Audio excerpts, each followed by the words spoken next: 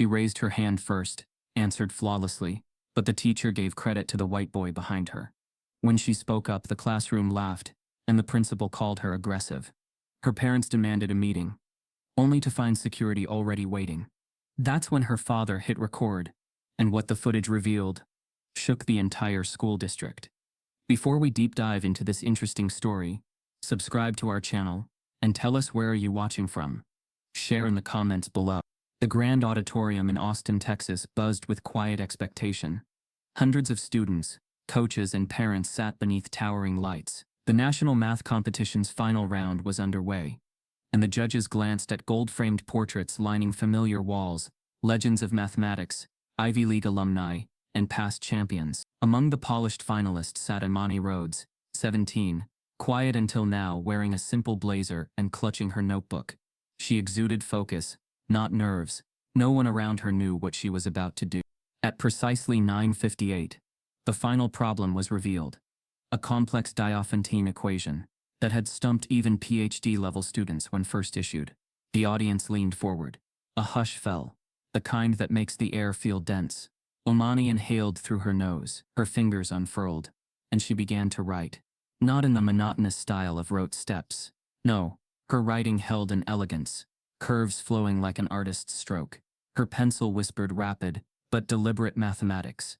At 30 seconds, a murmur began. At 1 minute, her expression didn't change. Her gaze remained locked on the paper. When the judge called time, she laid down her pencil calmly, sat back and smiled faintly. The floor captain collected her sheet. A ripple of curiosity moved through the stillness. Judges glanced at ultimate clarity. No erasures, no smudges. Her solution spanned barely a third of the page. The other finalists filled pages using conventional methods. Few had finished at all. Cameras panned from her answer to the blank of others. A sudden energy crackled. The audience leaned even closer. Then came the voice. Preston Hale, the head judge and prominent Ivy League mathematician, stepped forward. He cleared his throat and addressed the microphone. His tone clipped. Contestant number 27, Ms. Rhodes, would you please stand and explain your method? The invitation was polite. The implication was not. Imani rose, trembling only slightly, and approached the judge's table. Her heart contained pride and fear. She opened her notebook, where she had sketched out her method in notebooks at home. Unsanctioned, informal, passed down through her father's teaching. She spoke clearly. My method uses a modular shortcut, based on recursive pattern recognition. My father taught me to see symmetry where others see chaos. She demonstrated quickly, transforming variables into a collapsing loop of simpler values. It looked effortless, beautiful, really. Gasps filled the hall. The judges leaned in. The camera zoomed into her pen strokes. A silence followed. Then Hale's face darkened. His jaw tightened.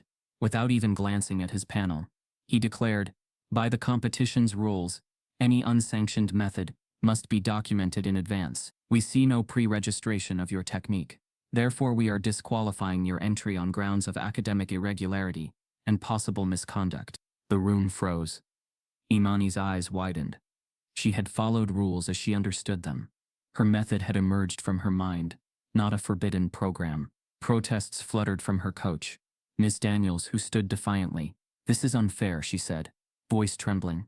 Her work is authentic. You haven't even reviewed it fully. The judges whispered among themselves. Hale nodded stiffly. Our decision is final. Hushed sobs echoed. Imani pressed her palm to her chest. She walked off stage with the composure of someone walking through glass, brittle but determined. The audience sat in stunned silence. A few brave claps broke through, but they were quickly hushed as staff guided Imani to the exit. Flashbulbs popped. Offstage, Imani lowered her gaze. Miss Daniels gently placed a hand on her shoulder. We'll fight this, she whispered. But Imani's throat tightened. She nodded once. Affirmation and acceptance woven together. She had been stripped of victory before she even walked into history. Yet the real shock began minutes later. Phones in the audience lit up. Social media accounts began tweeting fragments of the event. The hashtags, Letter Solve, Math While Black, and Imani Rhodes trended within the hour. Outside, a small group of audience members, mostly students, gathered in clusters, whispering, that wasn't cheating. She invented something new, and they asked only her to explain. No one else. But the competition board remained silent. issuing only a perfunctory statement about fairness and rule enforcement. Back in a backstage corridor, Miss Daniels led Imani toward a quieter space. Reporters trailed behind. Imani's vision blurred. This wasn't what she had trained for. She'd pictured triumph, not humiliation. She'd wanted to show the world that her father's unconventional wisdom had value. She'd wanted respect. Then, a man stepped forward from the crowd of press. He held up a phone. Recording. No press badge. His gaze was steady. He didn't speak. He only filmed. Imani felt the weight of that moment. They filmed her tears, her trembling lips, her composure cracking. She realized this man captured something deeper than broadcast cameras. Something the judges didn't expect. Something not sanitized. She watched his hand steady, framing her, unblinking. Within minutes, that footage began circulating online, shared by the independent accounts in the audience. It showed the precise moment when Judge Hale pressed for her method and cut her off before she finished explaining, then immediately rule. It captured audience reactions, gasps, confusion, judgment, and Imani's stunned retreat. It revealed an unspoken tension. The phrase possible misconduct echoed in the viewer's ear. The tape spread faster than any official feed. Commentators disassembled it frame by frame, pointing out that Hale's expression turned sour before she finished the last line of her explanation, that others had not been asked to justify their methods, that a power imbalance was nakedly exposed. Within hours, the video had millions of views. Inside the backstage area, Imani's phone buzzed relentlessly. She juggled alerts, messages of encouragement, condemnations, skepticism. One caught her eye, from an unknown account saying simply, "I saw what you did.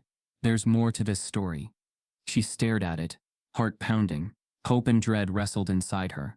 Could this voice help salvage her integrity? Or would it expose her to even greater scrutiny? Ms. Daniels pulled her aside. "You don't have to decide now," she said tenderly. "But we need to talk strategy." Imani nodded, her voice stuck in her throat.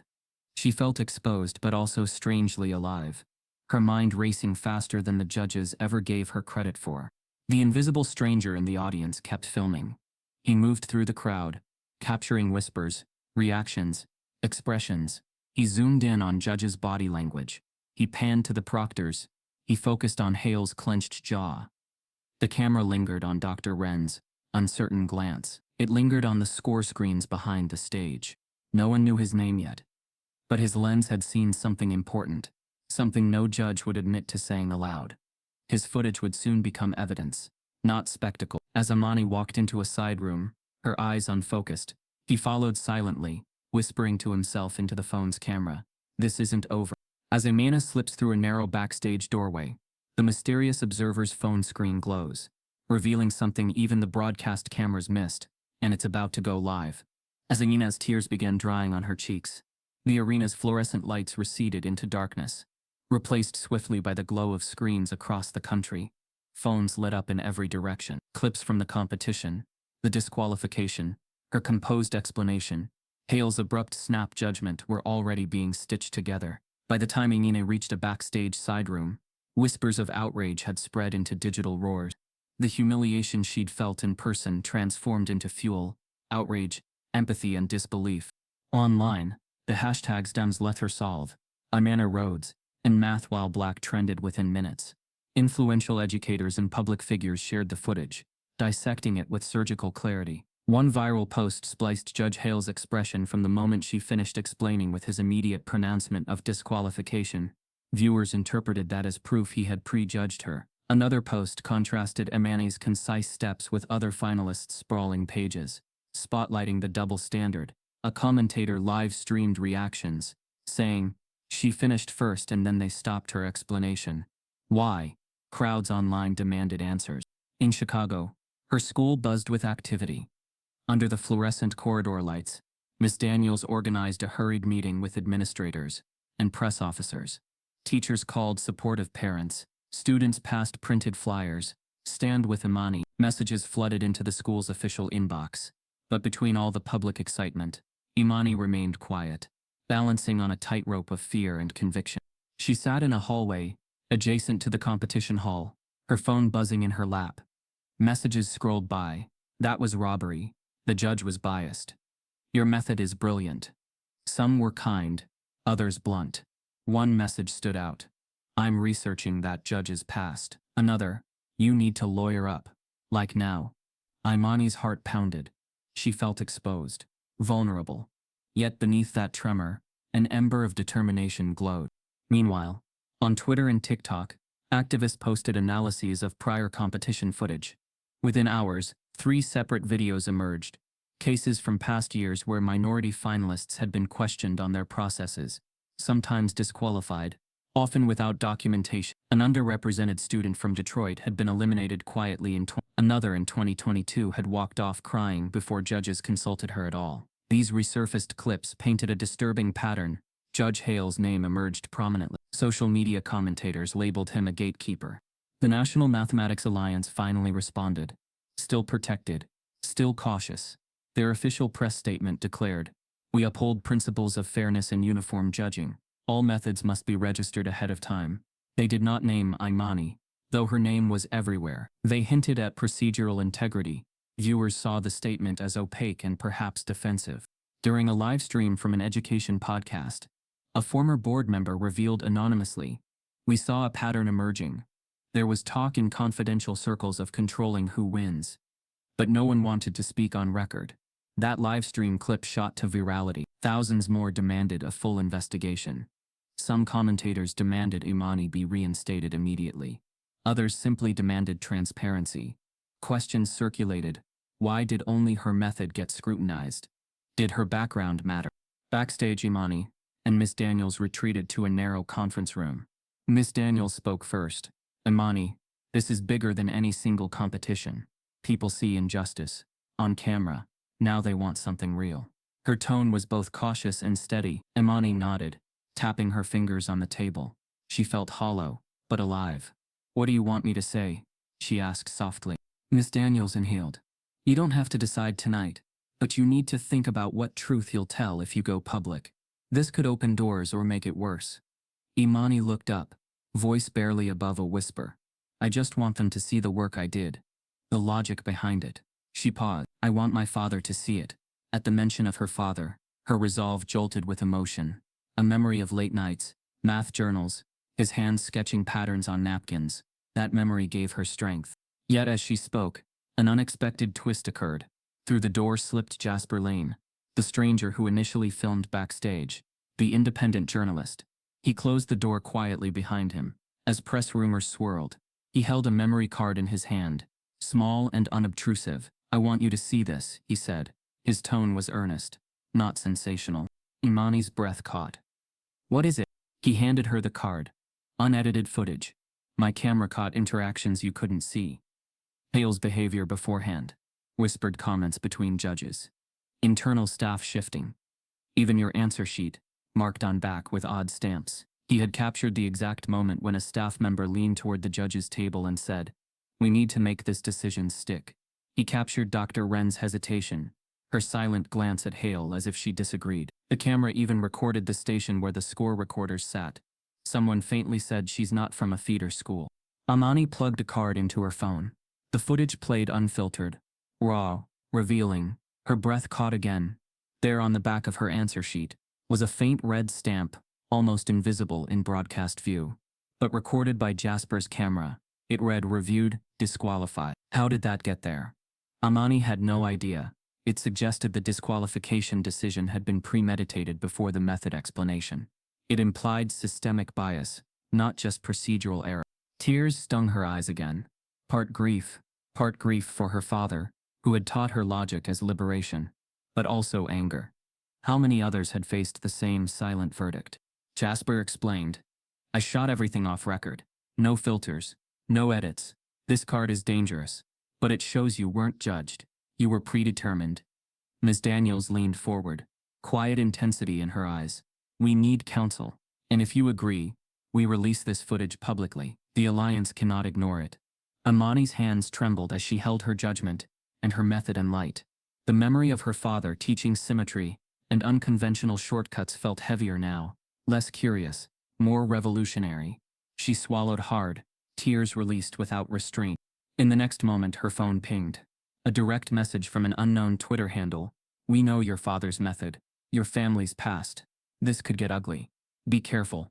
The tone was threatening, but also confirming that someone powerful had taken note. The fear surged, but the heat of courage burned brighter. Jasper spoke again. I think the world needs to see the full story, but it will change everything, for better or worse.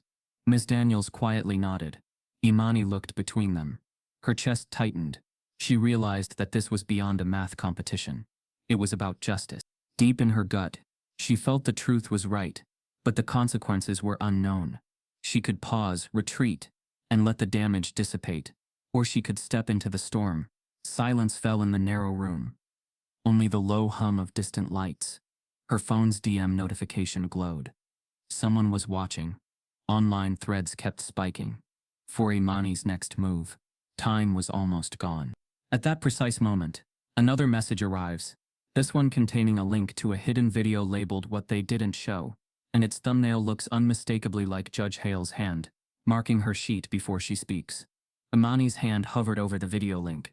The thumbnail showed a blurred image, Judge Hale's palm, unmistakably poised above her answer sheet.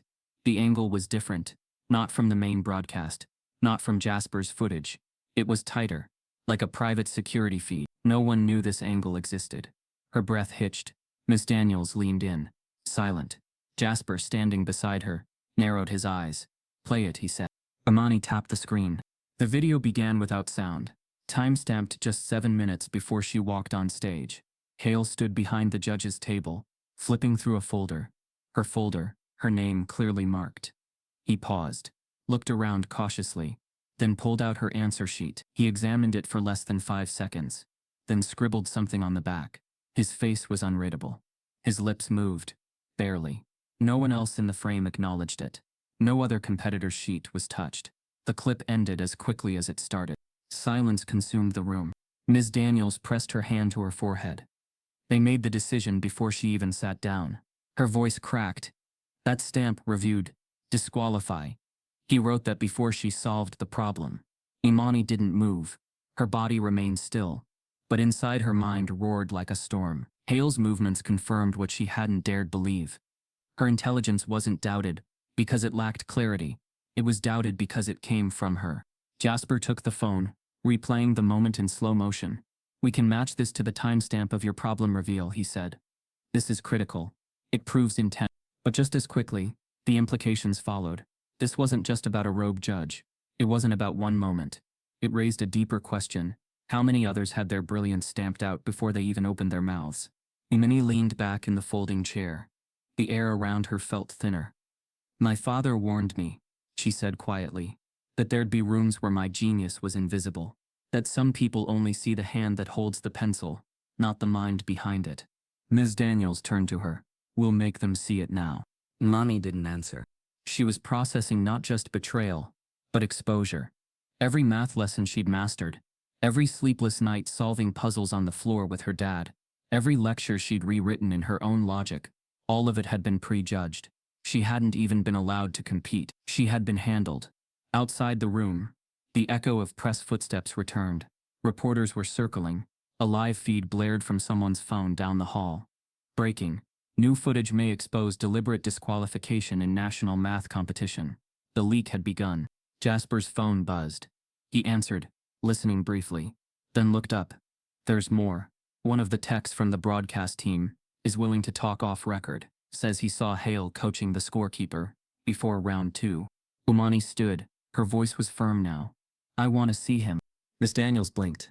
Hey. No, she clarified. The tech. Anyone who was there. Anyone who saw something and didn't speak. I want to know who knew.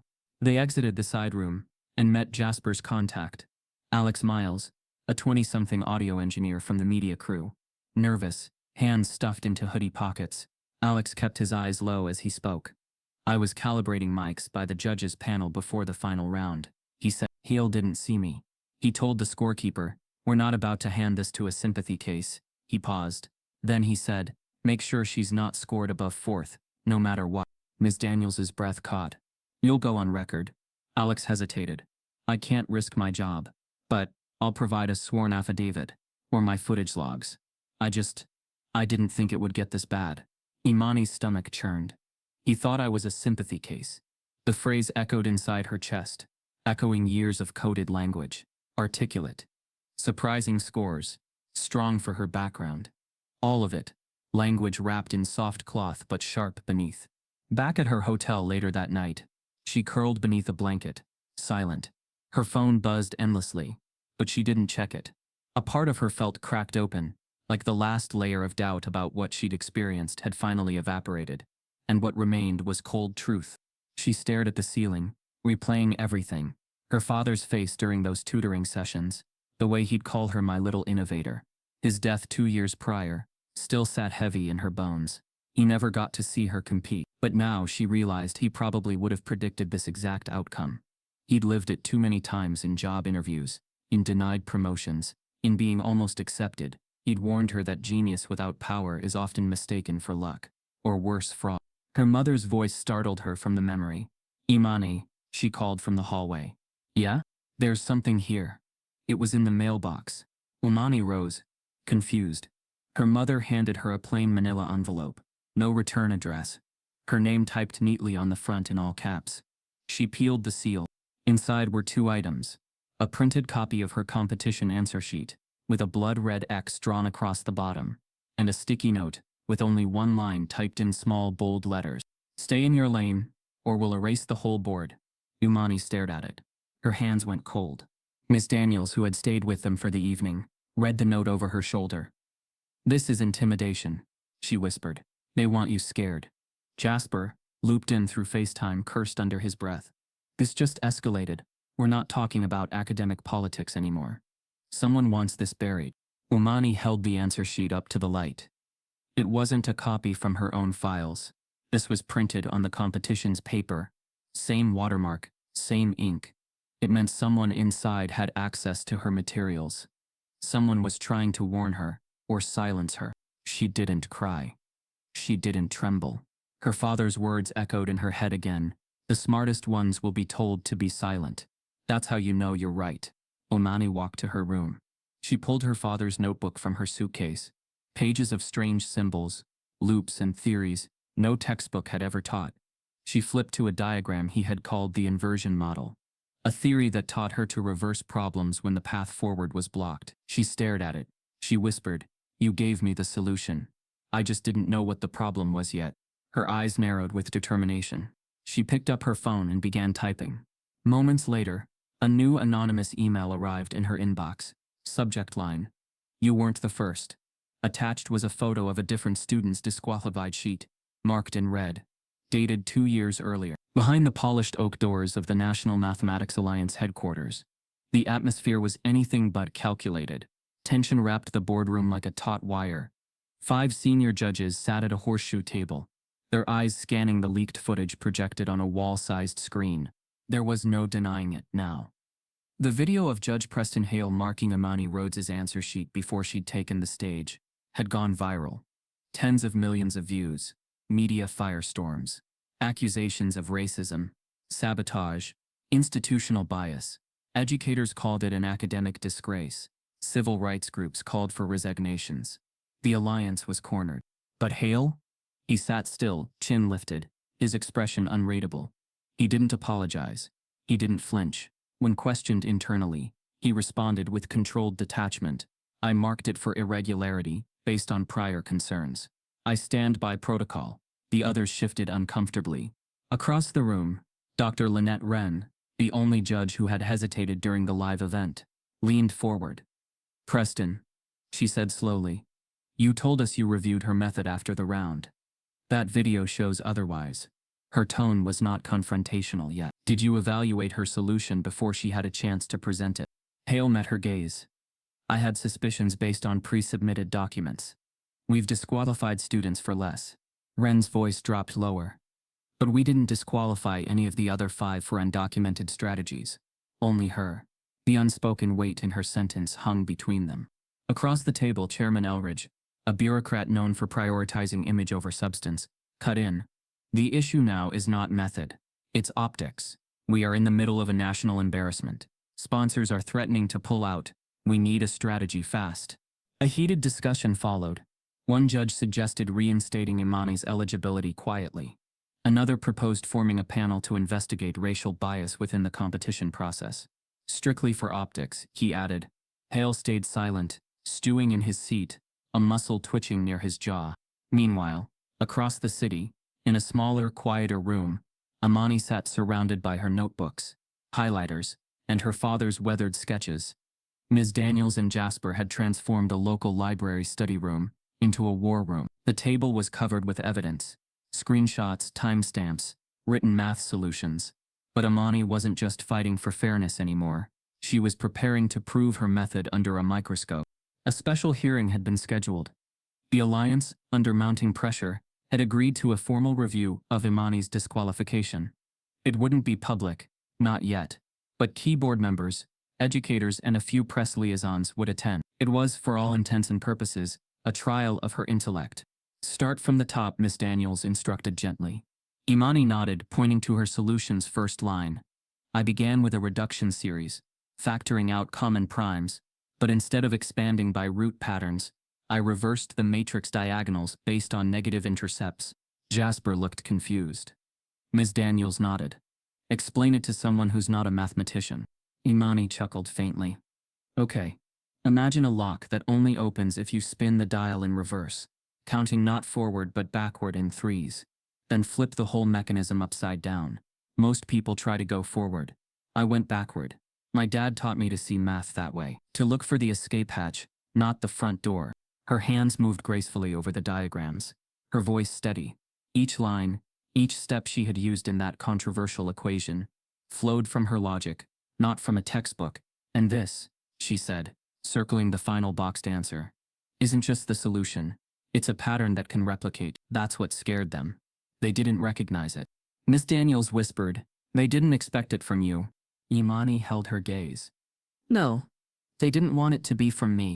The morning of the hearing arrived. The room, much smaller than the original auditorium, was filled with sharp eyes and tight lips. Cameras were prohibited, but transcripts would be published. Hale sat again, impassive. Wren looked tired. Chairman Elridge opened with stiff formality. This hearing concerns the process and rulings surrounding contestant Imani Rhodes during the final round of the National Mathematics Competition. Imani stood alone at the center table, wearing a muted navy blouse, her father's lucky pen in her pocket. Her voice, when she began, was quiet, but unwavering. She walked the board through her method, step by step, not just explaining it, but teaching it, breathing life into it. There was an artistry to her logic, an undeniable elegance in how she moved through complexity like a dancer in a locked room, finding her way out with grace. The room listened. Then came the moment no one expected. Dr. Wren raised her hand. Ms. Rhodes, she said, may I ask where this method originated? It's unorthodox. Imani smiled faintly. My father never finished college. He fixed HVAC systems for a living, but he saw math in everything. He used to sketch equations in chalk on our front steps. When he died, I promised I'd prove his theories were valid. Wren's voice cracked slightly. I believe you just did. Gasps whispered around the room. Then in a dramatic turn, Hale cleared his throat. With respect, this is not about elegance. It's about regulation. Rules were broken. Imani turned to him. Then tell me what rule I broke. Exactly. Was it using logic that wasn't in a textbook? Was it solving too quickly? Or was it because I didn't look like someone you thought would be here? The room went dead silent. Even Elridge paused. Miss Daniels, seated behind her, gripped her folder tighter. Hale shifted in his seat. But before he could continue, Dr. Wren spoke again, this time formally, her voice sharp. Judge Hale, she said, on the record, did you review Miss Rhodes's math after the round, as previously claimed, or before, as the time-stamped footage now indicates? Hale's face stiffened. He hesitated, just long enough. Every eye turned to him. The air became weighted, the tension so thick it bordered on suffocating. Jasper, hidden in the back row, was already texting. Here it comes. Hale's lips parted. But before he could answer, a staff member burst into the room, holding a USB drive, and declared, there's another video. Everyone turned. It's from a year ago. Different student. Same red mark. As the room stirred with whispers about the new USB evidence, Judge Hale requested a brief recess. The hearing paused, but the emotional weight didn't. Imani sat motionless, Her hands pressed together, her eyes locked on the door through which the staffer had vanished. She knew deeply, instinctively, that whatever the new video contained would not only validate her experience, but rip something wide open. But while the boardroom wrestled with its conscience, the world outside demanded clarity. News anchors looped phrases like educational racism and bias in merit-based testing. The footage of Imani's method explanation became more than just a math lesson. It became a metaphor for how black brilliance is filtered, doubted, then discredited. Inside a quiet media room adjacent to the hearing, Imani sat down with Jasper and Ms. Daniels. They weren't just strategizing now, they were preparing to dismantle something far larger. "I want to explain it," Imani whispered. "The method? I want people to see it's not just a trick, it's logic, deep logic." Jasper nodded, switching on his camera. "Let's record it. Your voice. Your process. Uncut." She turned to a whiteboard. "Okay," she said, grounding herself in the rhythm of numbers. "I start with what I call nonlinear inversions. You take what most people treat as dead ends and reverse the framing." She wrote a sample problem. Something visually chaotic. The traditional approach is to reduce this linearly. Cancel terms. Factor. But my dad, he taught me to look at patterns, not parts. She drew diagonal arrows through the equation, then loops connecting mirrored values. We called this street mapping. He used to say, "Why take the traffic route if you know the alleyways?" Her voice softened.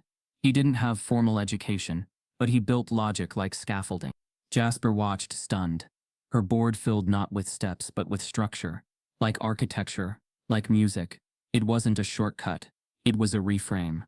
Her process respected the rules.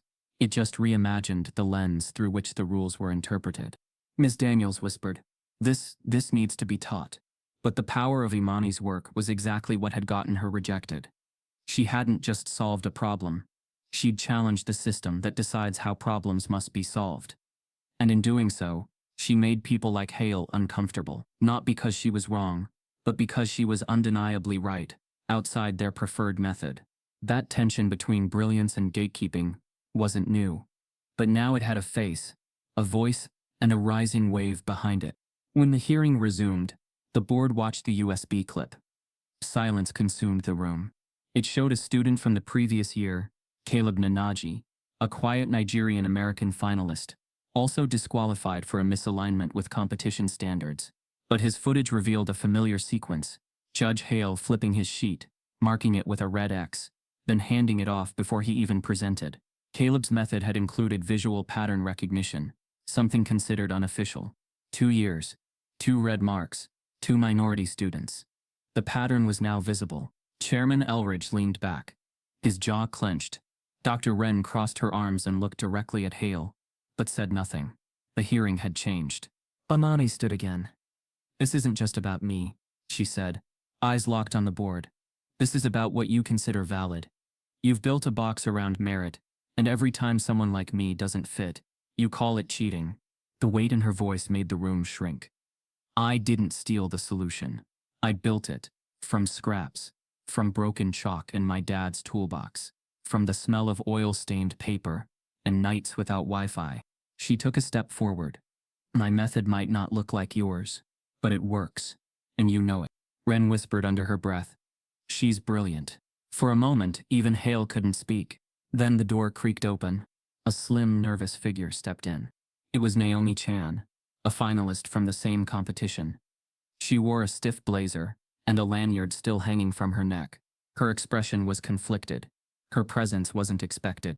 "I need to speak," she said quietly. Ilridge raised an eyebrow. "You're not on the docket." Naomi looked at Imani, then back at the panel. "I saw something during the scoring round. I didn't understand it then. I do now." Ms. Daniels sat upright. Imani's breath caught. Naomi stepped to the center. "When we submitted our answers, one of the proctors asked for my sheet twice. I thought it was a mistake, but now I realize they were separating some of us." The board murmured. Naomi continued. "When I got my scores later, mine had been recalculated. I noticed because I had taken a photo of my answers beforehand. The total didn't match, but they told me it was rounding adjustments. I believed them." Her voice trembled now. "But if they tampered with Imani's sheet, maybe they tampered with all of ours." Hale spoke sharply. Are you accusing the judges of fraud? Naomi didn't flinch. I'm saying I saw something I shouldn't have. A score sheet with different ink colors. Red marks, like Amani's. But only on certain names. Elridge stood, now visibly shaken. We need to adjourn. But Naomi's words had already landed. The board couldn't unhear them. Another student, one with privilege, proximity, and credibility, had spoken up, and it wasn't about theory anymore. It was about manipulation. It was about who gets to be right. Imani sat down, her hands trembling slightly, not from fear, but from momentum. She had always thought that proving her method would be the hardest part, but maybe the real challenge was proving her existence within a space designed to reject her. Miss Daniels whispered, "They won't be able to bury this." But Imani wasn't smiling. She looked at Naomi. There was a trace of guilt in her rival's face, like someone waking up to privilege and realizing it cost someone else everything. "Thank you," Ami said softly. Naomi nodded. "I should have said something earlier." A new tension hung in the air. Naomi's confession added fuel to the fire, and now every judge's decision from past years was up for question. As the board moved to recess, Naomi handed Imani a flash drive. "There's more," she said, eyes darting. "I took screenshots of the raw scoring system, and your name wasn't on the finalist list originally." Imani sat in the back seat of the rideshare, her eyes glued to the flash drive. Naomi had handed her like it was radioactive. The label was blank. No initials, no date, just a plain, sterile capsule of truth. Jasper rode shotgun. Miss Daniels sat beside Imani, her expression unreadable. "She said your name wasn't on the finalist list originally," Miss Daniels repeated, as if trying to confirm it out loud made it less surreal. Imani nodded. "But I competed. They called my name. They gave me a podium seat." Jasper turned around. "Which means they either added you later, or replaced someone with you." Imani's pulse ticked in her ears. "Why?" Miss Daniels looked at her, carefully. "Sometimes institutions correct for optics.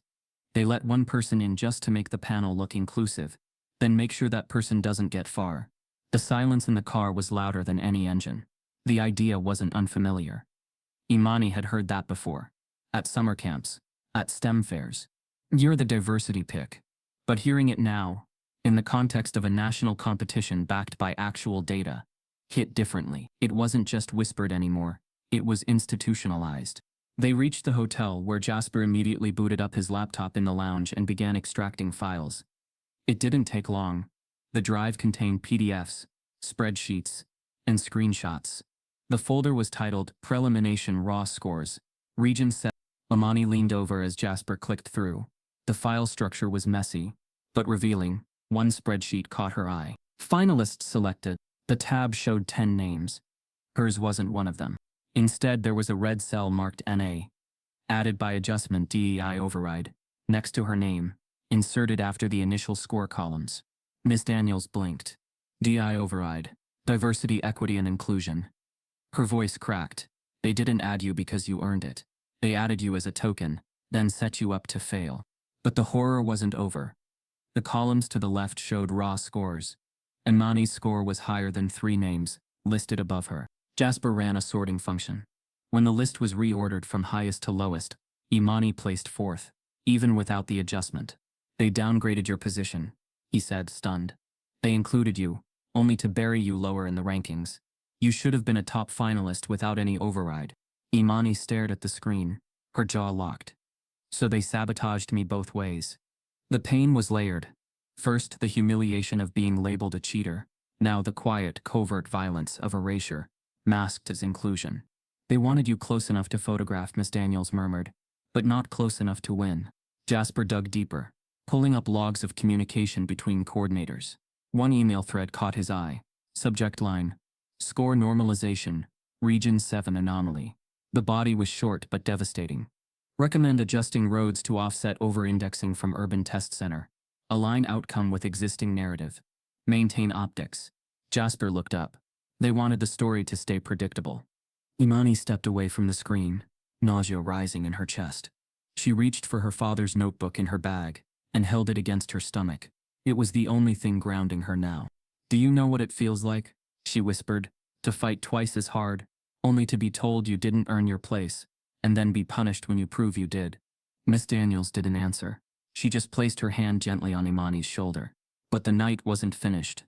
An encrypted message pinged on Jasper's laptop from a burner address. Subject: You're looking in the right files. Attached was a voice memo. Jasper played it on speaker. A man's voice, calm, older, unmistakably weary, spoke. This is off the record. But if you're reviewing Region 7's finalists, then you already know it. I was on the preliminary panel. We were told to eliminate roads early, make it look clean, keep the scores just below the cutoff. The directive didn't come from us. It came from upstairs, higher than the Alliance board. That girl was never supposed to make it to Austin. She was the outlier, and outliers get adjusted. The file ended with static. Imani sat still. Outlier.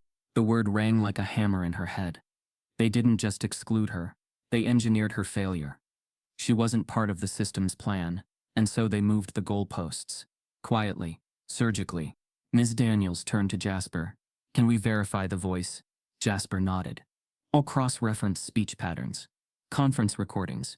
I'll find out who he is. Imani rose slowly. I don't care who he is. I care who let it happen.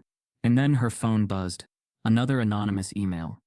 This one with the subject line, Ghost Scoring Protocol, Confidential. Inside was a 12-page PDF. A manual. It outlined procedures for internal review boards to rebalance regional outcomes, to ensure outcome diversity, without compromising national averages. One clause stood out. In cases where unanticipated outperformance occurs for non-aligned candidates, assign provisional status and prepare PR justification for potential disqualification scenarios. Non-aligned candidates, Ms. Daniels read aloud, lips trembling. That's code for students who don't fit the narrative. Jasper scrolled to the appendix. There it was. A sample case. Region 7. Year current. Candidate roads. Redacted notes followed, but the implication was clear. Imani didn't just disrupt the math. She disrupted the design. And the system responded not with applause, but with elimination. She stepped out onto the hotel balcony, gripping the cold metal rail. Below, city lights twinkled. A million possibilities stretching in all directions. And yet behind her, doors had been locked with invisible hands. She whispered to herself, they built an algorithm to erase me. Miss Daniels stepped outside beside her. So what now? Imani exhaled slowly. Now, we let them try to explain why a girl they never wanted to qualify became the only name they can't silence. At that moment, Jasper's laptop pinged again, this time with a single chilling line. If she wasn't meant to qualify, who tampered with the scores to let her through? By the time dawn cracked across Austin, Imani's name had replaced headlines about tech stocks and midterm polls. Across cable news, talk radio, and educational podcasts, the phrase ghost scoring had entered public consciousness. On one panel, a conservative commentator scoffed. It's not about race, it's about standards.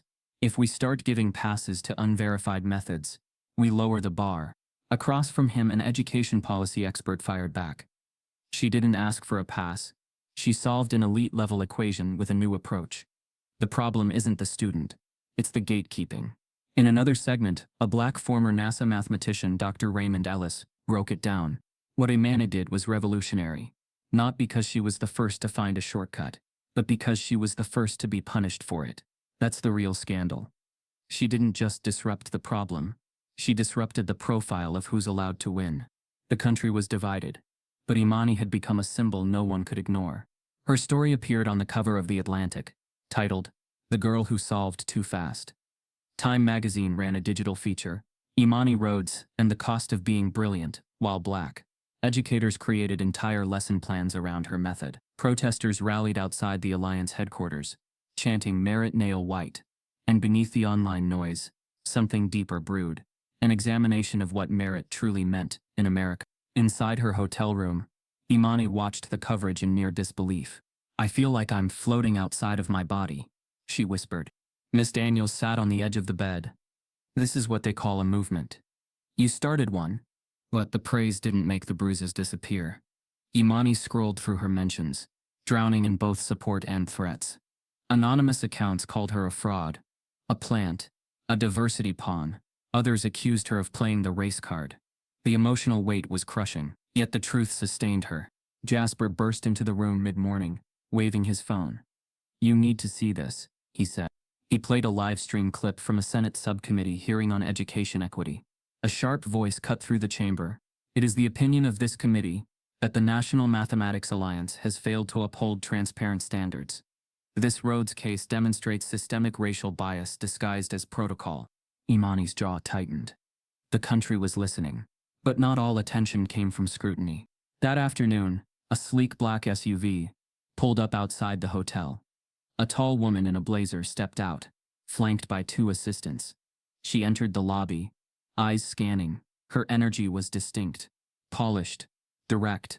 Miss Rhodes? She asked, approaching Imani with calm professionalism.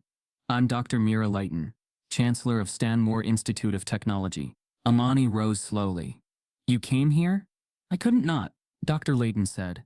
Your name is being discussed in faculty meetings, in boardrooms, in donor circles, and to be perfectly honest, in strategy sessions. You've done what no PR campaign ever could reveal: how rigid, outdated, and exclusionary elite academic systems have become. Imani blinked, unsure if she was being praised or dissected. We're offering you something, Dr. Leighton continued. Early admission to Stanmore, full ride, housing, stipend. You'd work directly under Dr. Hartsfield in algorithmic theory. Ms. Daniels gasped. Stanmore was the tech institute, on par with MIT, with even more experimental freedom. But Leighton raised a hand. There's one condition. Jasper narrowed his eyes. Here it comes. Leighton kept her tone neutral. We ask that you refrain from engaging in further public discussion about the competition until after the next academic cycle. Imani froze. You want me to be quiet? We want you to have a future, Leighton corrected. This opportunity could open unimaginable doors. But Stanmore doesn't take sides in national controversies. We're a research institution, not a courtroom. Imani looked at Ms. Daniels, then at Jasper. And if I say no, Leighton smiled politely, then our offer expires. No hard feelings. The silence that followed felt suffocating. This wasn't just a deal. It was a trade. Truth for access. Integrity for prestige. Dr. Leighton reached into her bag and handed over a folder. Think about it, she said. But not for too long. As she left, Imani stared at the folder. Ms. Daniels exhaled. They want your talent but not your truth, Jasper muttered. Classic play. Pull the dissenter off the battlefield by giving them a palace. Imani didn't speak. She sat down at the desk and opened her father's notebook. One of the pages near the back contained a quote he'd scribbled during a particularly tough week. They'll try to hire your silence before they try to hear your voice. She touched the ink gently. Hours later, the digital noise intensified. News broke that several sponsors had withdrawn funding from the alliance. Public trust was plummeting. A petition demanding Judge Hale's resignation passed 500,000 signatures. Investigative reporters uncovered that the adjustment language in scoring wasn't unique to her region. It had been used across multiple states. The controversy was no longer about Imani. It was about a system that couldn't defend itself. And still her choice loomed. Take the scholarship. Secure her future. Walk quietly into brilliance. Or stay loud. Risk everything.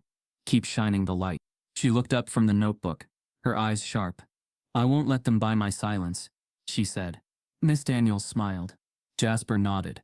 Then let's blow this wider. As Imani stood to return to the hearing the next morning, her phone buzzed with a cryptic text. He didn't work alone. Check panelist on 3's husband's firm. Start with who profits from the textbooks. The morning sun filtered through the thin hotel curtains, casting soft light across the cluttered desk. Imani sat alone now, her fingers tracing the worn edges of her father's math journals. Thick, dog-eared volumes scribbled with ideas, doodles, and equations that had never seen a whiteboard. In the chaos of national media, committee hearings, and institutional betrayal, this notebook was her anchor, her original blueprint. The cryptic text from earlier still burned in her thoughts. He didn't work alone. Check panelist on 3's husband's firm.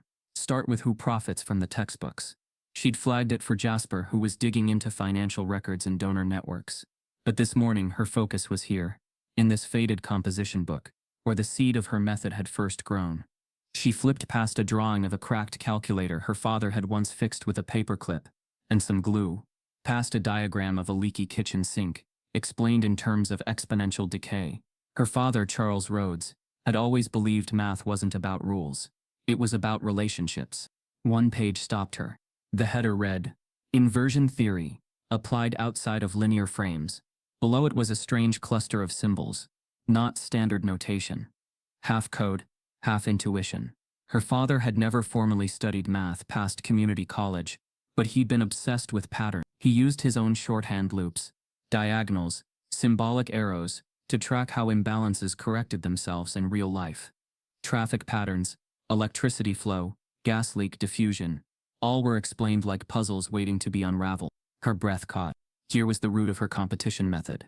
But more than that, she was beginning to see something deeper.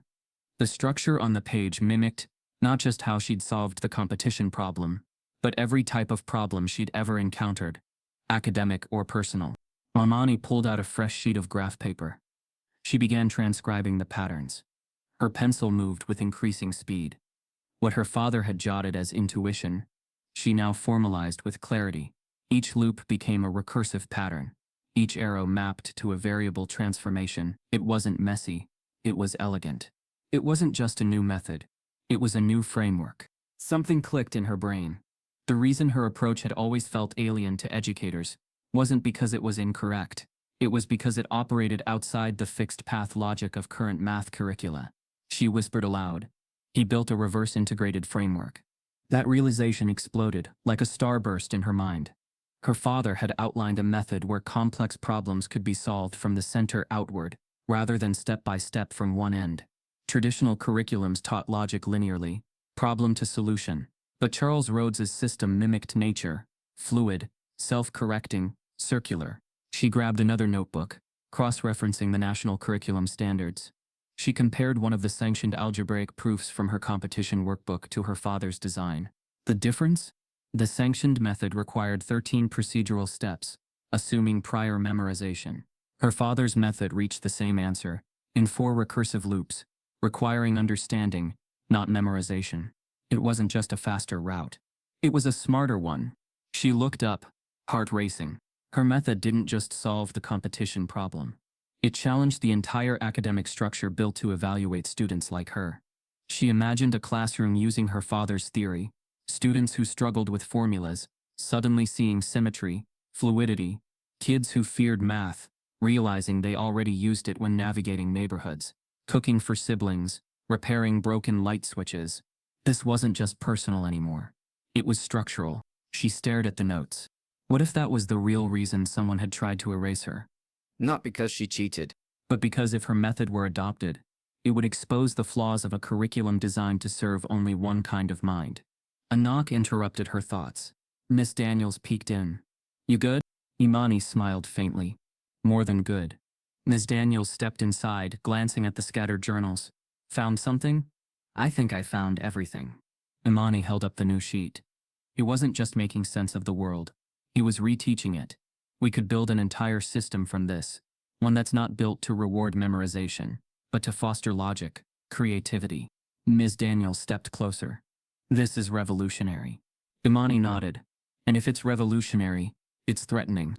She reached for her laptop, opening a document titled Reverse Inversion Framework, Public Draft. She began typing, organizing each section of her father's scattered brilliance into a cohesive theory. Each paragraph was a rebellion, each proof a protest. Her hands flew across the keyboard. She knew what came next. If she released this, she'd be stepping deeper into fire. Her method wouldn't just disrupt competitions. It would challenge test prep empires, tutoring industries, textbook corporations, educational gatekeepers, and most of all, the illusion of a fair, fixed system. Still she kept typing.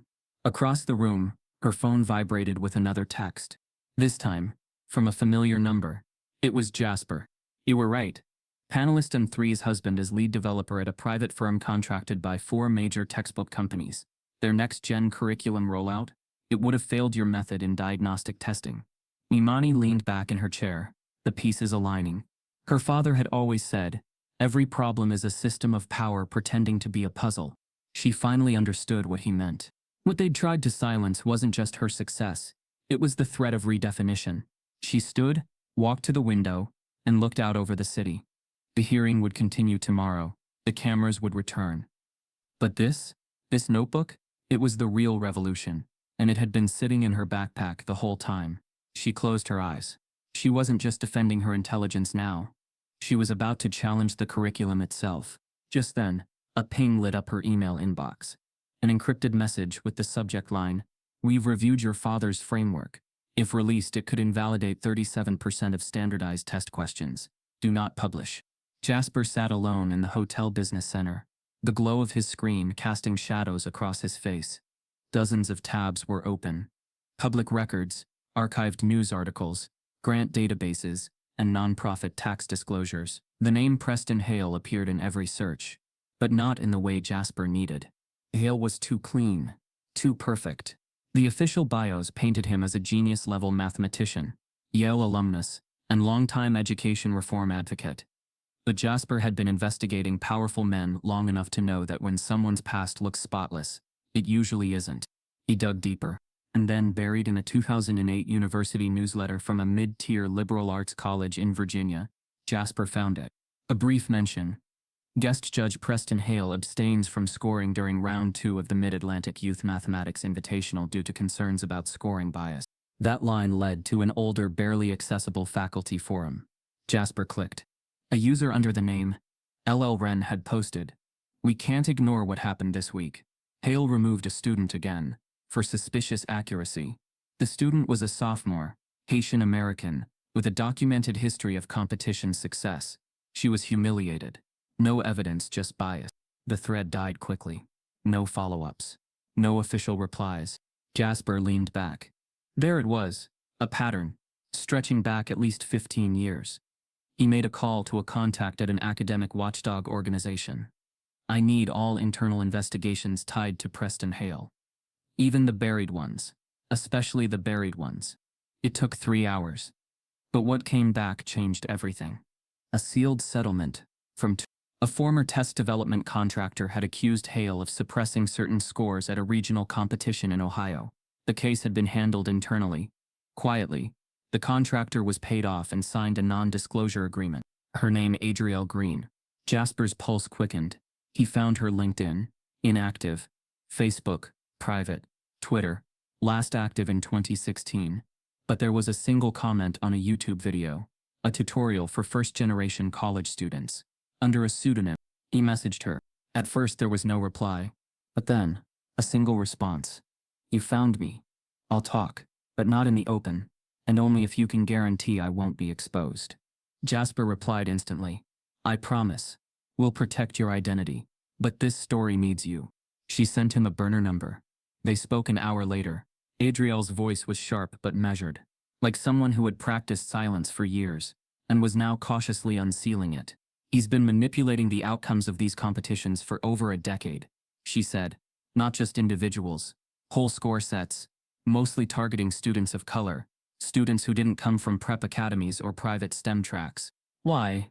Jasper asked. "Funding," she replied. "Hale's tied to curriculum publishers. The more predictable the winners, the more justification those companies have to keep pushing expensive test prep systems. And those systems are designed to match his metrics." Jasper's breath caught. "So the competitions themselves are engineered?" "Rigged," she said. "But not crudely. He buries the bias in methodology, questions designed to reward linear logic, not lateral thinking. He labels anything non-standard as suspicious." Jasper scribbled furiously. "And your part in this?" "I was hired to audit scoring data. I flagged anomalies, specifically where minority students consistently underperformed only when Hale was on the judging panel. That's when I got silenced." Adrielle went quiet for a moment. "Imani's not the first," she added. "She's just the first one with a camera behind her." Jasper's voice softened. "Would you testify? Even anonymously?" She paused. "Only if you can guarantee my identity stays hidden. If they find out I broke my NDA, I lose everything." "I'll protect you," Jasper promised. When he returned to Imani's hotel room, that evening, she was hunched over a notebook, eyes red-rimmed but clear. "I cracked it," she said quietly. "My father's framework. It's bigger than just one method. It's a whole alternate logic system." Jasper dropped his phone on the table. "And I just cracked Hale." Imani looked up. He told her everything. Green, the settlement, the buried accusations. Imani's face hardened with every word. "So they've been doing this for years." Jasper nodded. "But you're the first to drag it into daylight." She leaned back. They tried to erase me so the curriculum wouldn't have to adapt. They wanted you quiet, he added, and predictable. She chuckled bitterly. They don't get it. I was raised outside their system. He hesitated, then said, Green's willing to testify, but only if we shield her identity. Imani nodded. Done. She's one of us. Anyone who tried to speak and got silenced, they're part of this now. She turned back to her father's notebook. This isn't just about one judge. It's about the lie we've been sold, that merit is neutral, that fairness is real. It's not. It's engineered. Her voice cracked just slightly. But not anymore. As she closed the notebook, Jasper's phone buzzed again, this time from an encrypted journalist network. The message read, Your whistleblower isn't the only one. A current judge is ready to flip, but only if Imani sits down with them alone. It felt less like a hearing and more like a trial carved from history. The reassembled National Mathematics Alliance panel took their seats at the front of the grand hall. Every member wore the weight of the last 2 weeks on their faces. Fatigue, fear, strategy. Rows of press filled the side aisles, cameras mounted on shoulders and tripods. Educators, students, and civil rights observers had come from across the country to witness what many now called the reckoning. Imani stood near the stage entrance, flanked by Miss Daniels and Jasper.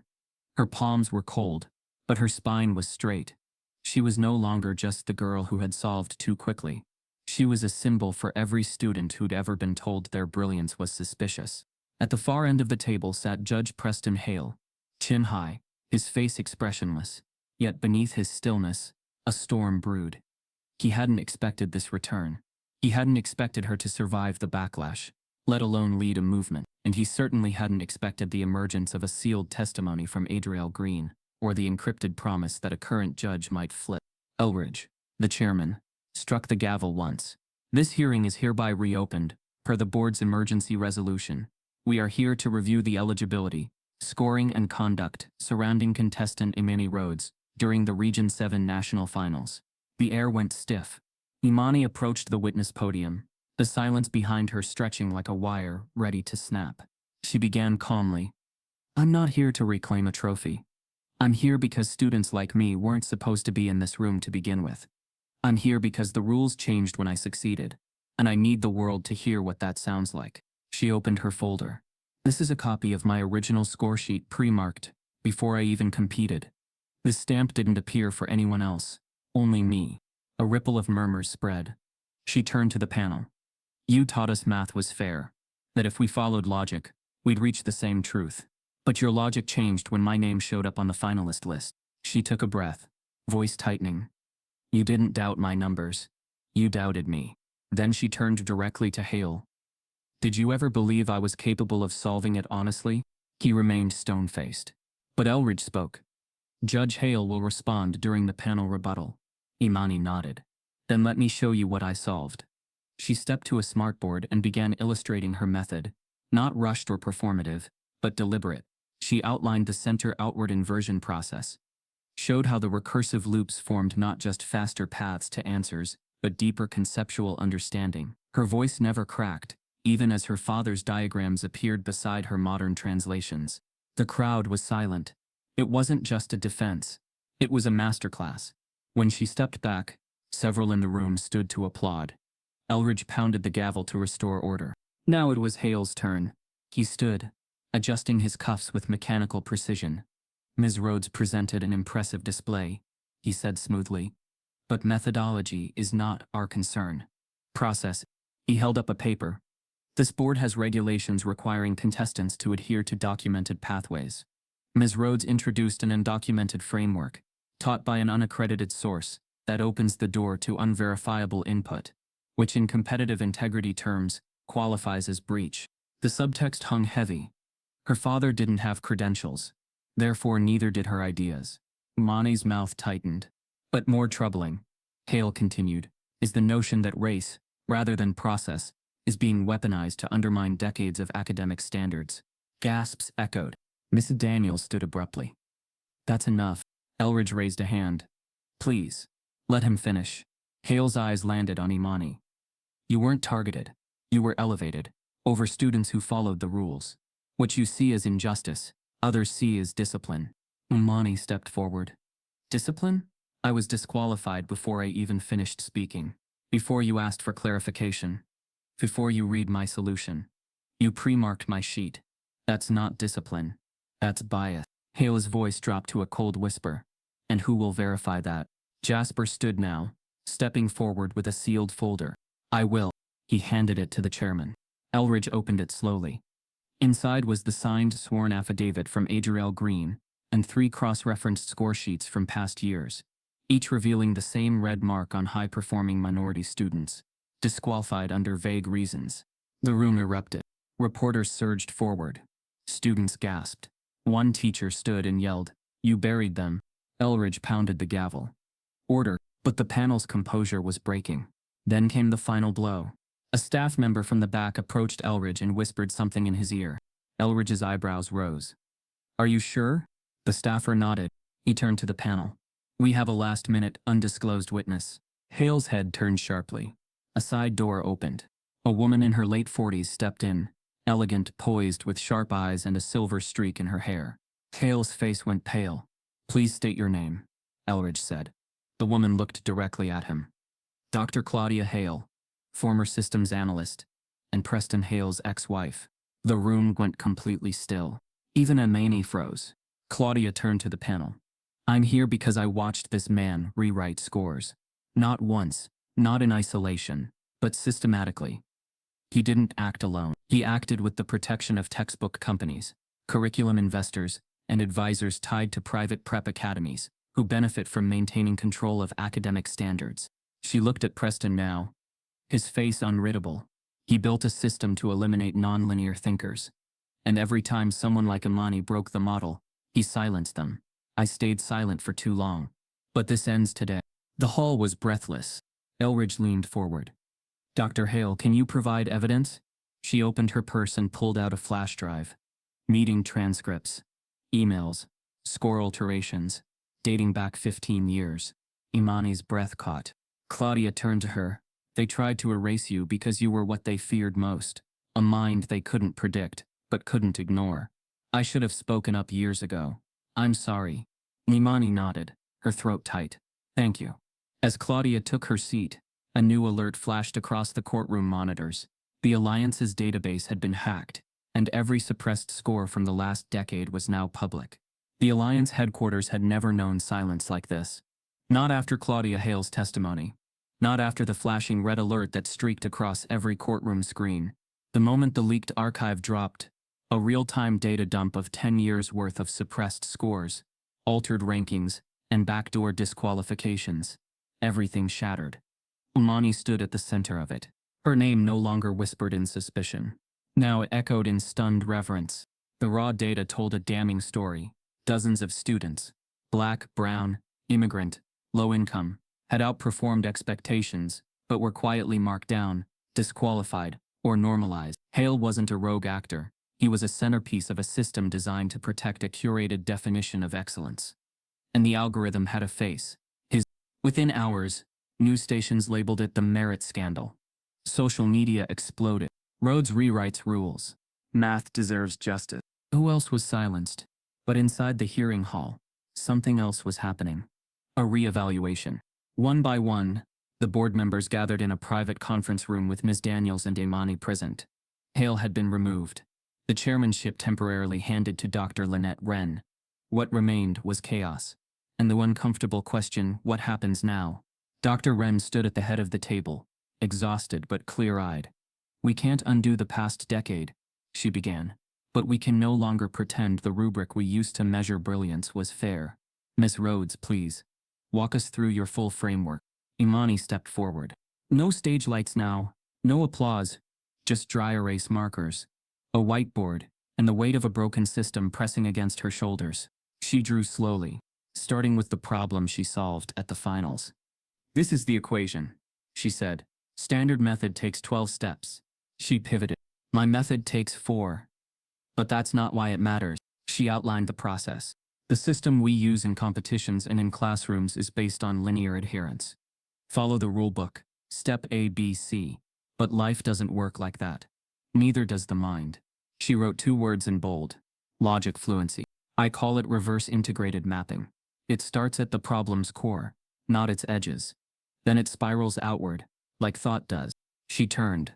My father never taught me to memorize. He taught me to observe, look for the recursive patterns. This method mirrors systems we use in urban infrastructure, traffic theory, even weather modeling. Ren frowned. But how do we teach it without losing rigor? Imani smiled. You don't replace fundamentals. You expand the framework. We've been grading originality like it's error. This method doesn't erase logic. It unlocks it for students who think differently. There was silence.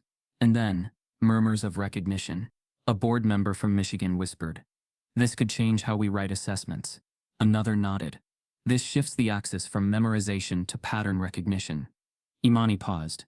"That's the point. You've built a system that rewards mimicry over mastery, and it cost dozens of kids, especially those who never fit your mold, their chance to be seen." Ren cleared her throat. "I think it's time we address the obvious." She turned to the board. We allowed ourselves to trust scores without interrogating how they were earned or altered. Now we're faced with the truth. The competition is tainted. Another board member, Dr. McDowell, interjected. "What are you proposing?" Ren inhaled. "We redo the competition." Gasps. "Reevaluate the finals. New rules. Transparent rubrics. Outside auditors. Include every student whose scores were tampered with over the last 10 years. And let Rhodes design the new method rubric." Imani froze. I'm 17, she stammered. "You're 17, Ren replied gently, "and you just exposed a national system of selective erasure." Ms. Daniels stepped forward. "Redoing the competition will cause backlash." Ren nodded. "We'll be accused of capitulating, of being political." She looked at Imani. "But we'd rather be right than comfortable." Jasper, filming silently in the back, whispered into his mic. The system just cracked open. Later that evening, the board released an official statement. In light of verified evidence showing systemic bias in scoring and disqualification protocols, the National Mathematics Alliance will conduct a full review and reassembly of its competition framework. A restructured final will be held. Past impacted students will be contacted. Additionally, we are partnering with Imani Rhodes to develop an alternative evaluative logic module, the Rhodes model, which will be piloted in select schools. Imani stared at the press release on her screen. Her name, once marked with a red X, was now etched in bold. She didn't smile. Not yet. The wounds weren't fully healed. But something had shifted. Not just for her, but for every student who'd ever been labeled too creative, too fast, too confident, or not the right fit. She met with Ren one-on-one the following morning. "I'm not ready to lead a curriculum rewrite," Imani said honestly. "You don't have to be," Ren replied. "You've already led the reckoning." Imani asked, "What happens to Hale?" Ren's eyes hardened. "Internal review. Possible criminal investigation. His ties to textbook firms are already under inquiry." Imani nodded. "And the students who were silenced? They'll be offered reinstatement, public apology, and review of their past applications." Imani thought of Caleb Nuji, of Naomi Chan's confusion, of Adrielle Green's NDA silence. "I want them to help rebuild it," she said. "The new model. They deserve that." Ren smiled. "Done."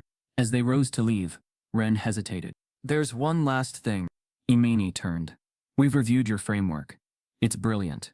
But it doesn't just apply to math. It applies to how we think, how we measure intelligence, success, potential. You didn't just challenge a method. You challenged the foundation." Imani nodded. "I didn't want to tear it down. I just wanted to be seen."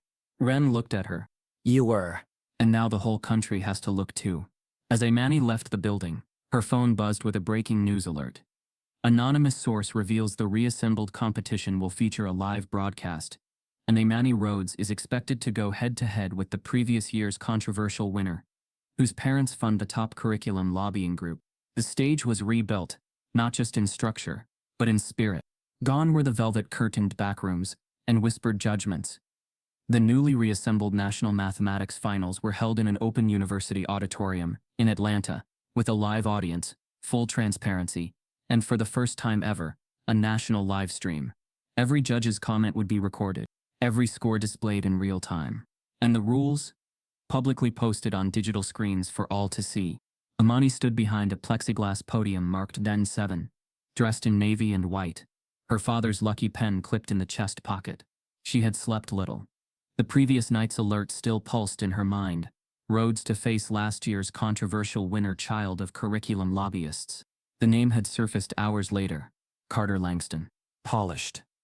Charismatic. Winner of the 2024 finals. But now, under the same scrutiny Imani once faced.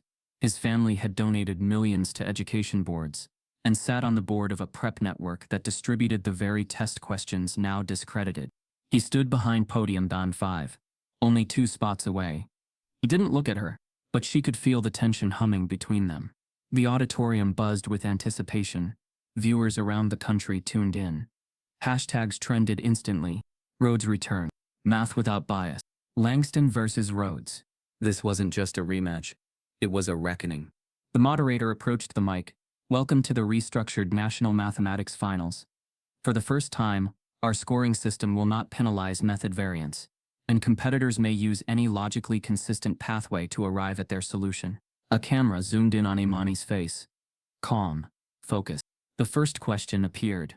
Not easy, but solvable. A multivariable problem involving nested exponents and graph rotations. She inhaled, then began. While others scrawled traditional steps, Imani visualized it center out, using the Rhodes inversion method. Within 45 seconds, her pen danced through loops, connections, recursive flips. When she submitted, she noticed Carter Langston had paused, staring at her screen from the corner of his eye. She glanced at the leaderboard. Her answer lit up green. Correct. Carter's delayed. Then, red. A quiet murmur from the audience. Next round. A systems optimization puzzle. This one required creative pathing. Traditionalists often misstep here. Imani didn't blink. She broke the question into quadrants, flipped the inner loop, and applied her father's escape hatch technique. Correct. Carter? Struggling. The leaderboard updated again. Imani. Carter. Across the next 3 rounds, the pattern held. Imani solved not with arrogance, but with fluency. Each answer was a reflection of her mind's native rhythm. Each step honored the logic her father had passed down. Each submission was a quiet rebellion and an undeniable truth. By round 6, she led the scoreboard by a clear margin. The audience began to feel it. They weren't watching a comeback. They were witnessing a rewriting. Carter, visibly shaken, scribbled faster in round 7, then glanced up as if daring the system to favor him again. But the screens were unforgiving. His answer failed again. Imani's brain. The crowd gasped. For the first time, Carter looked at her directly. His eyes weren't just frustrated. They were afraid. Not of her, but of what she represented, a system he could no longer control. Final round. Round 8. The lights dimmed slightly. A single equation filled the central screen. It was massive, a multidimensional geometry problem. Previously disallowed for its nonlinear scoring. Now reinstated. Imani's exact territory. Across the room, Miss Daniels sat with her hands clenched. On the board, the timer began. 90 seconds. Imani gripped her pen. This one was harder, but not because it was complicated, because it was abstract. It required a thinker who could see through the structure, not just around it. She saw the answer. Not immediately, but like fog parting from a shoreline. She visualized the problem as movement vectors rotating in space. She rotated the final quadrant, calculated the intercept, and layered in recursive indexing. 10 seconds left. She pressed the submit button. And then, black. Her screen went dark. So did her timer. And her name vanished from the scoreboard. She blinked, tapped the side of the screen. Nothing. The rest of the competitors continued. The audience hadn't noticed. The live stream cameras, locked onto the leaderboard, showed only a connection error next to her name. Miss Daniels rose from her seat. Something's wrong, she whispered. A judge leaned toward a technician. Restart it, he said. But Imani wasn't panicking. Not yet. Until she saw the technician hesitate and whisper something back. Then Carter's name lit up green. Final tally. Carter Langston 6 correct.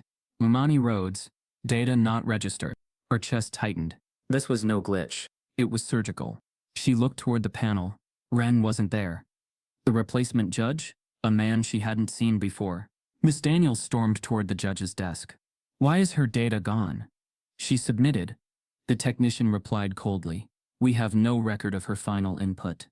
Imani stepped away from her podium. She didn't cry. She didn't yell. She walked right up to the judge's table, faced the replacement moderator. Her voice rang sharp. Replay the submission feed. Right now. The man stiffened. There's no. I want a forensic timestamp review, she said. I want audit logs. I want digital trail history. She turned to the audience. My screen blacked out when I submitted. You want transparency? Start with me. Whispers spread across the room. Jasper appeared from the crowd, already pulling up the mirrored recording he'd made from the back row. He zoomed in, rewound, paused. Imani, pressing the button. The green glow. Then the blackout. He played it on the screen behind her. Proof. The audience erupted. But the judges, still silent. A minute later, Ren burst back into the room, breathless. Imani, you were never meant to be on the final slate. Someone altered the registry, and we just found a second set of competition results, hidden on a backup server. The crowd was on its feet now. Whispers became shouts. The mirrored footage Jasper projected left no room for doubt.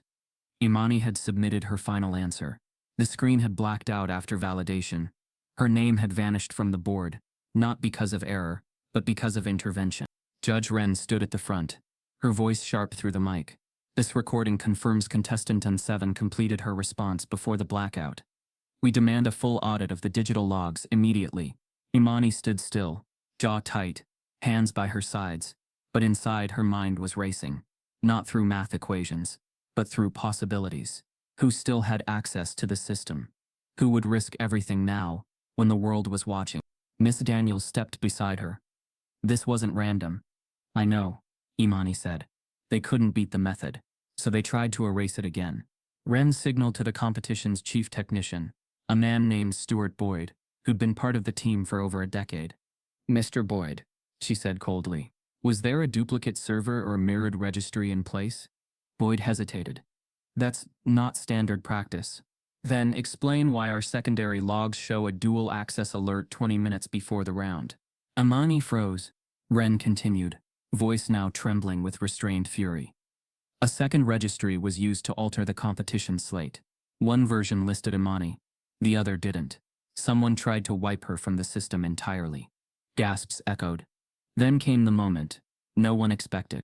A federal marshal stepped into the room, flanked by two agents in plain suits. He walked calmly to the front. We're here under directive from the Department of Education's Bureau of Academic Integrity.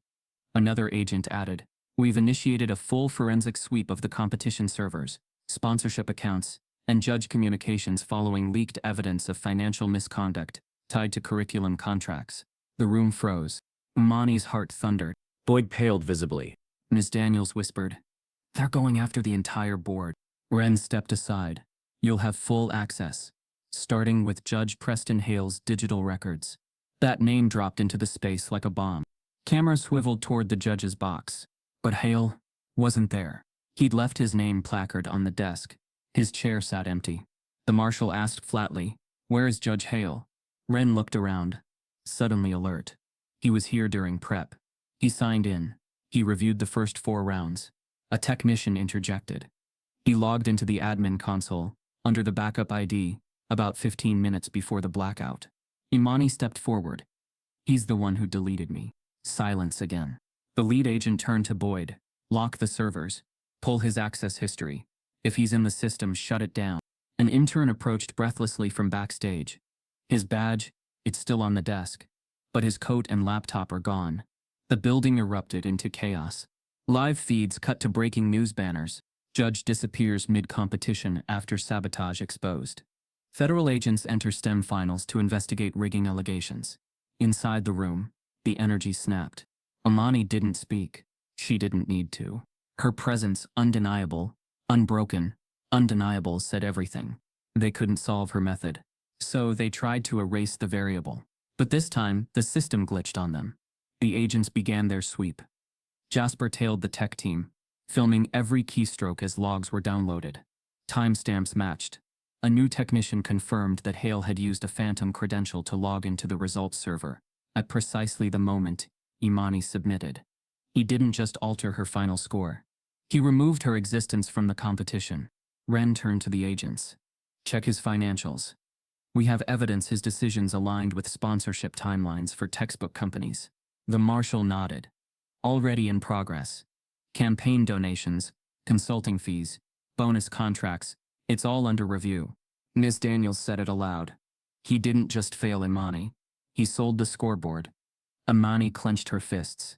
He taught the country that integrity could be erased with code. The agents pulled up Hale's email logs. One flagged message was titled, "Keep her off the leaderboard. Don't let this become a curriculum crisis." That was the core. It had never been about fairness. It was about control. They knew that if her method, her father's logic, ever reached students, the billion-dollar test prep industry could collapse. Entire districts could shift. Rubrics would be questioned. Textbooks would need to be rewritten. So they tried to delete her. But now, the attempt had only amplified her voice. Jasper stepped up beside her. "They're going to try and spin this." Imani nodded. "But they'll be speaking after the fact. And the facts are too loud." One agent turned. "We're preparing a press briefing. But we need one thing first." Imani looked at him. "A public statement," the agent said. "From you."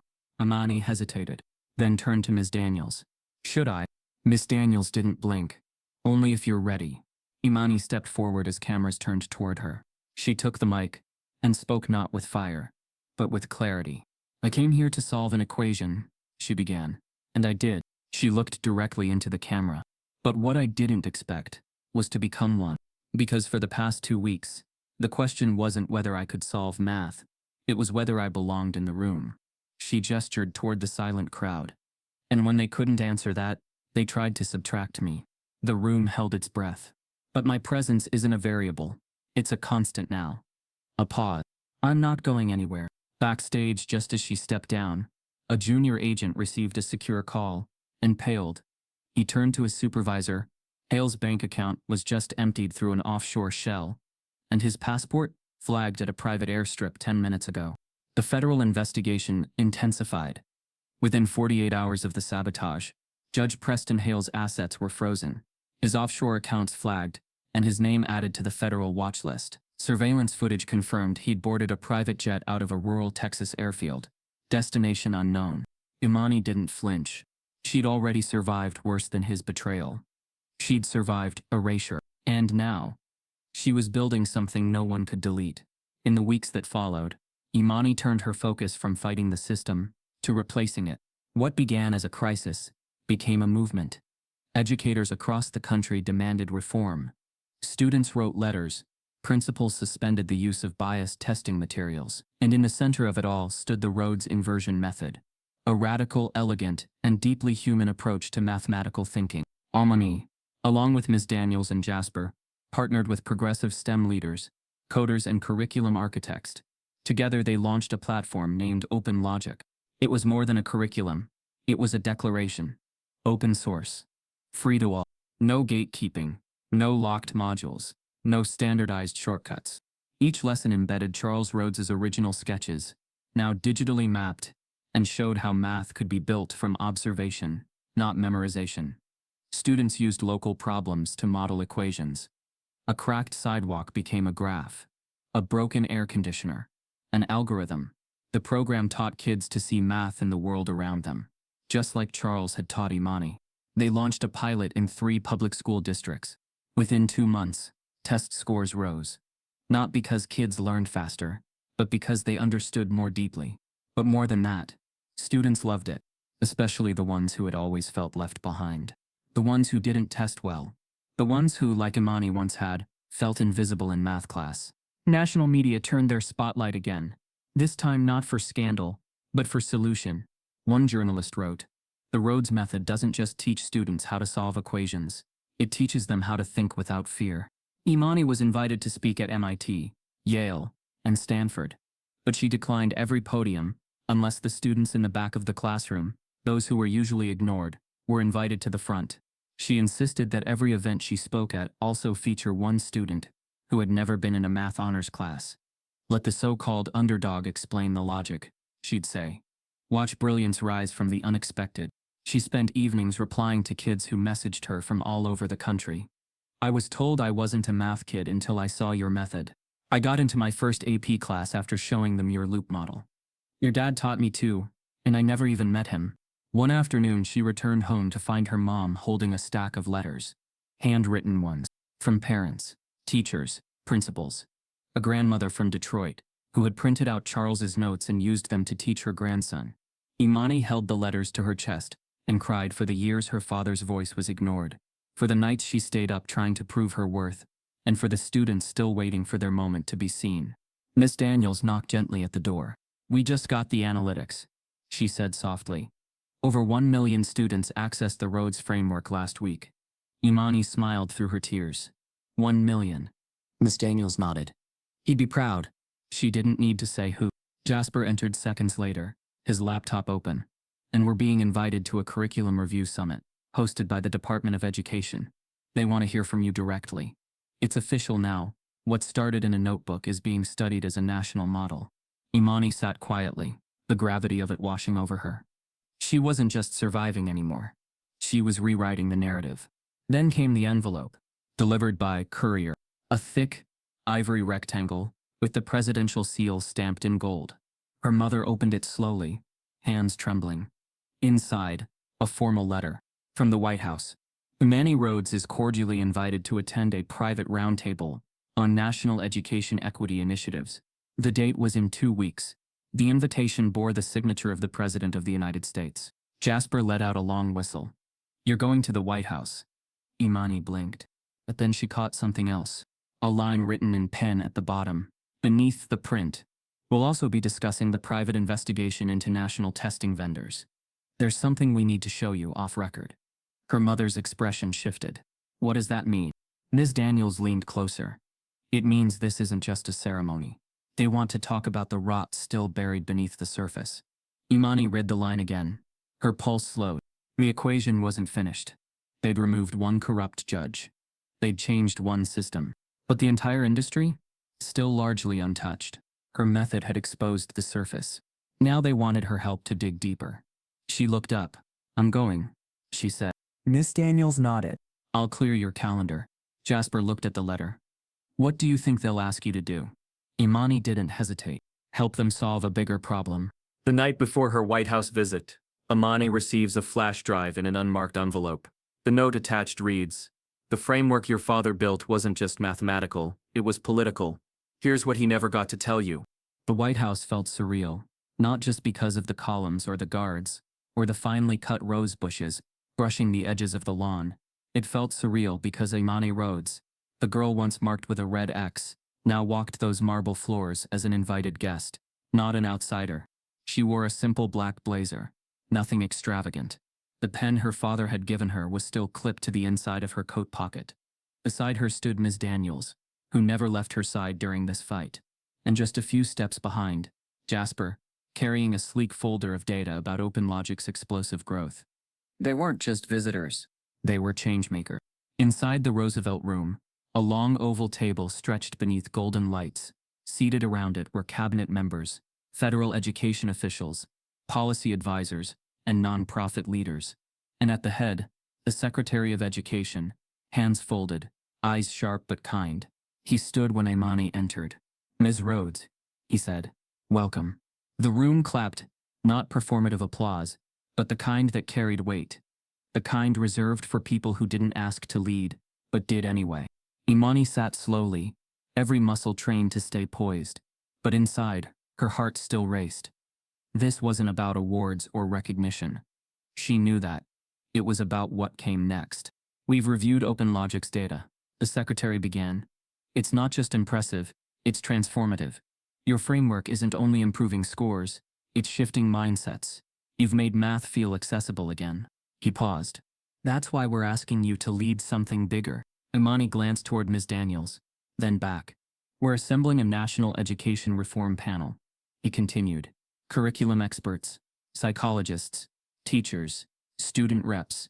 We want you to co-lead the math division.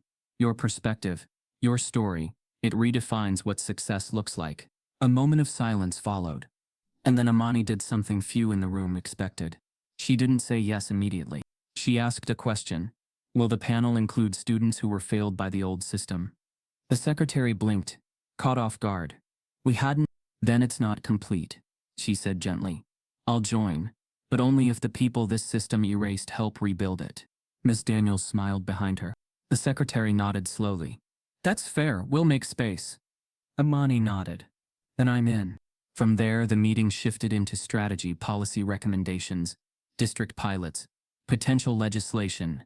Jasper presented slides on how the Rhodes method boosted critical thinking skills, even in non-math subjects. One advisor whispered that her framework might one day influence how logic is taught in law schools. When the meeting ended, the secretary walked Imani to the door personally. "You've done more in 18 months than most do in a lifetime," he said. "Don't let the system shape you. Keep shaping it."